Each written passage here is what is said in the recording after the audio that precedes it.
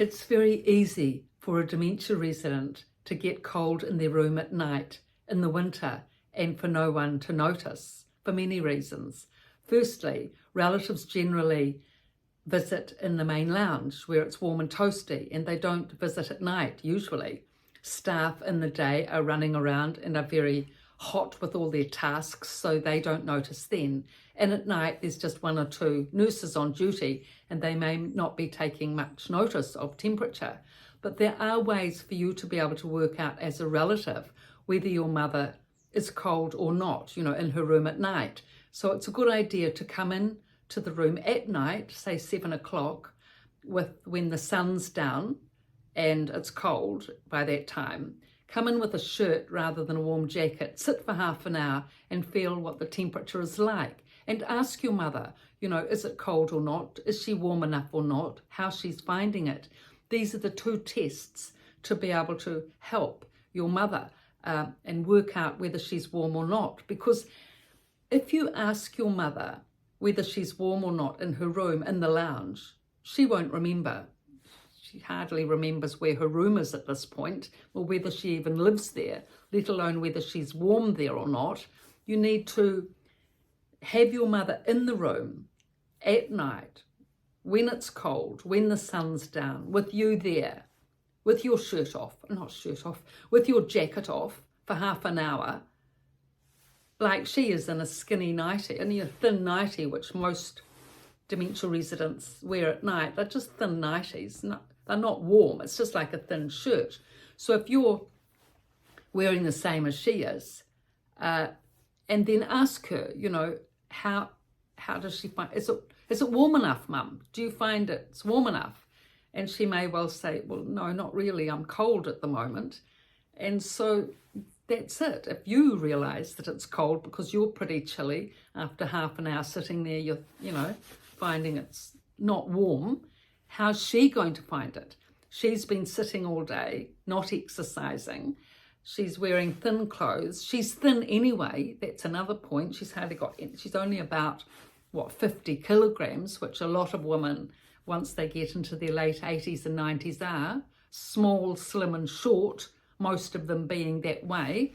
Probably out of about, 20 women in a dementia unit, about 60% of them would be slim, short and small. And so not having much fat on their muscles and, fat in their system, they haven't got that layer of warmth or insulation.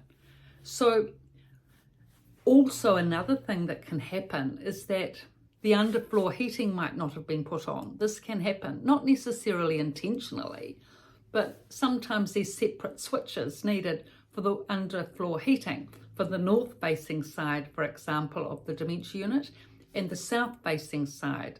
So it can happen that the maintenance have been given permission, the men in maintenance have been given permission to switch on the switch on the north-facing side, but they haven't been given the permission to switch it on the south-facing side.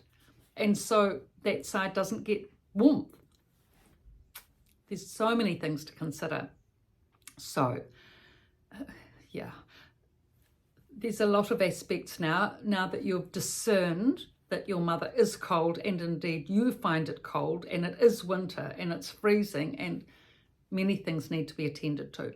Firstly, if you've discovered that the underfloor heating is not working and you've gone to another room on the other side where it is working, where you've been able to get into the room because a relative has become a friend of yours and she's quite happy for you to go in there and test the temperature you've asked prior in her mother's room, and it's warm there but not in your mother's room, then chances are underfloor heating's not working. So you need to go to the staff and get that sorted and say, look, it's cold on my mother's side, on the other side it's warm, so if the heating can be turned on. Secondly, bring in a heater yourself. Bring in a heater. Don't expect the dementia unit to provide them. Sometimes they have a few, but never enough. And it's really not always the criteria of the dementia unit to provide heaters. So bring in a heater, put a notice on the wall, what you would like, when you would like the heating to be on and at what time and at what temperature. That's the second thing. Then the next thing is make sure that the bedding is, sufficient. Often in dementia facilities, the bedding is not sufficient. It's cold white cotton sheets and a thin, miserable, thin nylon sort of a duvet that can easily be washed in the big laundry, and that's it. There's no wool, no feathers, no warmth. So bring in the feather duvet, bring in the wool, mohair wool rug, bring in the warm sheets. Now look at that. Mum will be happy as anything because she's in a warm bed. There's no electric blankets at dementia units. There's no hot water bottles or any of those luxuries. So the room needs to be warm and the bedding needs to be warm. Not necessarily a thick nightie, because that can be difficult for her to sort of manoeuvre in. When she's in bed, it may be difficult to rotate side to side, but if the bedding is warm, she'll be fine. Now, another thing in terms of warmth is the dressing gown. Get a good, warm, below knee, comfortable, decent dressing gown. Now, lots of relatives don't realise that this is needed, because sometimes if the relative visits in the day, they don't get to see the afternoon cares and the routine of, from 4 p.m. on. So what can happen is that after 4 p.m. before dinner, the afternoon staff will change some of the residents into their nightwear because, to save time and to get things moving. So the resident goes to dinner in their nightie. And if they haven't got a dressing gown, it's cold, it's uncomfortable, and there's no, they need to have a dressing gown over their nightie, because some of the nighties are quite revealing and it's embarrassing actually, and if the resident hasn't got a nightie to put on, it's just not fair on them or anyone else. So you need to have a decent dressing gown, actually 2 dressing gowns actually, because if the resident has dinner and some of it gets spilt down the front of the dressing gown and it goes off to the laundry, then they've got no dressing gown. So they need 2 to rotate. And don't worry about slippers, because they're sloppy, they're floppy, and there's no support for the feet. Just the good solid pair of decent shoes that no doubt you have bought by now. That one pair she can just wear for all occasions, inside, outside, to dinner, nighttime. Good solid comfortable shoes so she can be independent with her walking.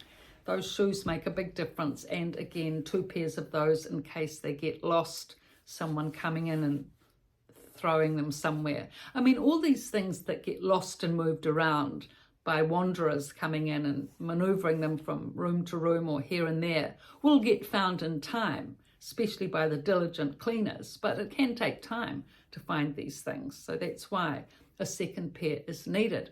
So there we are. Your dear mother is set up now. You didn't realise she was so cold. It's happened so easily, not realising these things, because mum might say to you, I'm cold, but you might think she just means that day, or because it's a cold day, or it's cold air coming through the window or something. Not that she's cold every night in bed for the whole winter.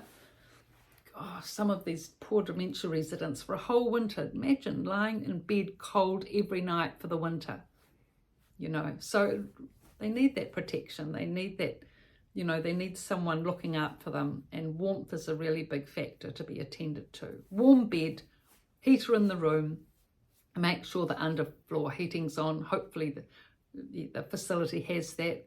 And an extra cardigan if she needs it, or jersey, and then she'll be fine. Comfortable and warm, very important. How can you relax unless you're comfortable and warm? None of us can, especially for people with dementia who have so much else to contend with. So they need our help. So these are the 2 books, The Resident's Voice and The Resident's Rise. I've written these books and they're on Amazon and on my website below, all about what a novel, the first half of the book in terms of what dementia residents have to cope with, and then the epilogues at the back on the positive practical techniques for relatives to help people in dementia units. Thank you for your looks and likes. I appreciate.